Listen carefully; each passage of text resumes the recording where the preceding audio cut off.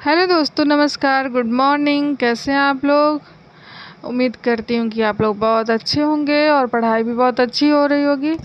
तो ये बीटीटी का हिंदी की क्लास है और इसमें अभी हम लोगों ने 25 क्वेश्चन देखा है, फिर 25 क्वेश्चन देखेंगे।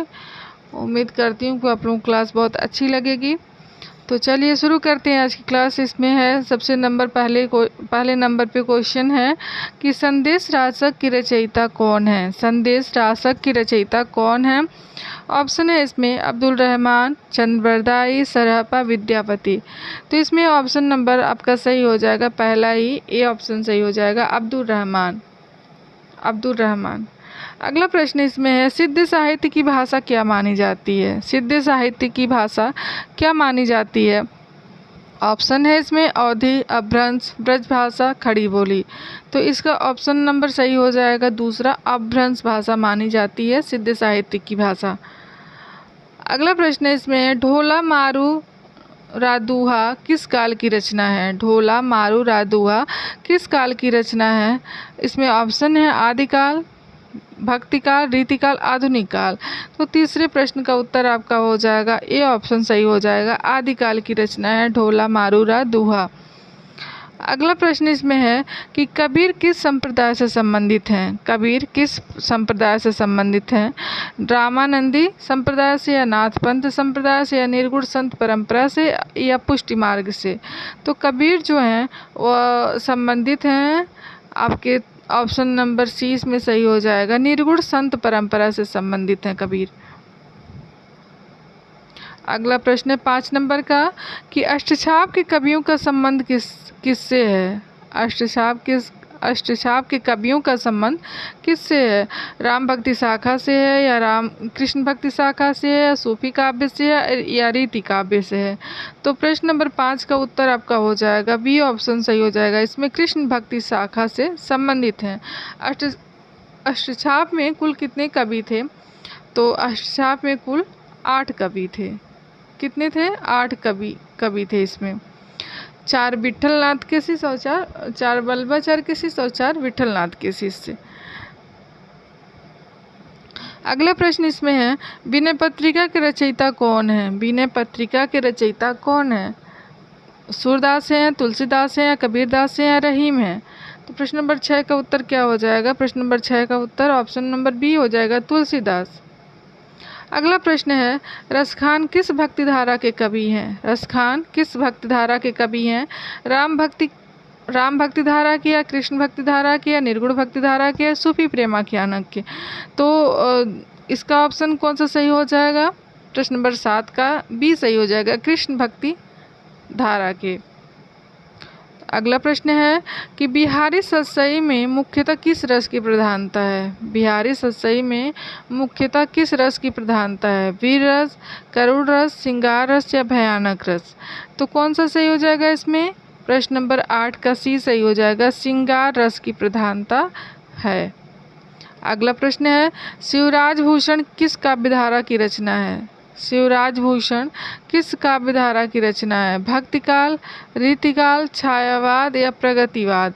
तो प्रश्न नंबर 9 का उत्तर क्या हो जाएगा? प्रश्न नंबर 9 का उत्तर जो है बी ऑप्शन सही हो जाएगा, रीतिकाल। रीतिकाल की काव्यधारा है, रीतिकाल काव्यधारा की रचना है शिवराज भूषण। अगला प्रश्न है कि सरोज स्मृति किसकी रचना है। सरोज स्मृति किसकी रचना है? तो 10 का उत्तर क्या हो जाएगा? ऑप्शन नंबर बी हो जाएगा, सरोज स्मृति जो है किसकी रचना है? तो सूर्यकांत त्रिपाठी निराला की रचना है। इनकी पुत्री जो थी सरोज, उनकी असम में मृत्यु हो जाती है, तो सरोज स्मृति इनके द्वारा ही अपनी पुत्री के वियोग में लिखा गया है।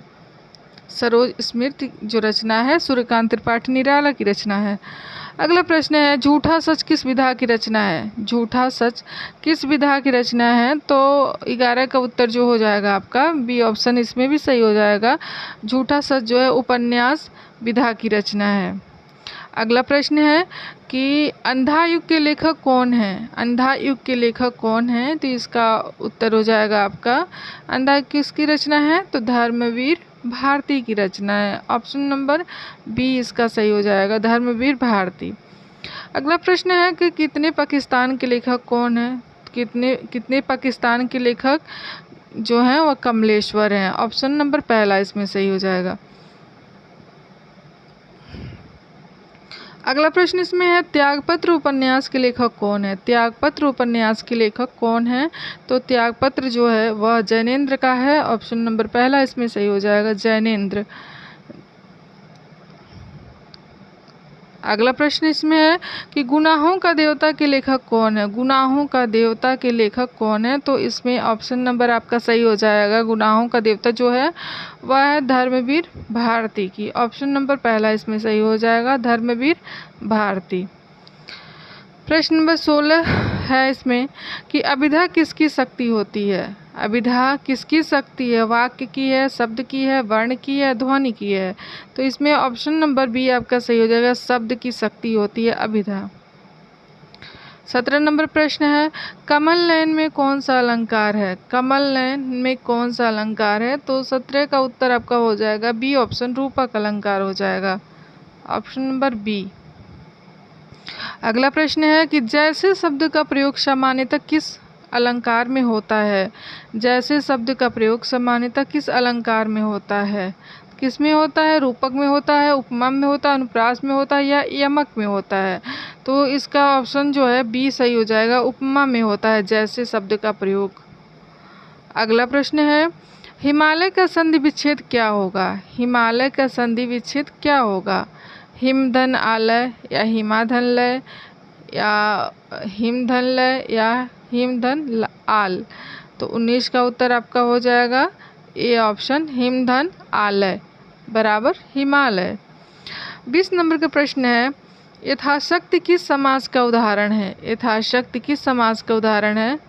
यथाशक्ति जो है बी ऑप्शन सही हो जाएगा आपका, अव्ययीभाव समास का उदाहरण है यथाशक्ति।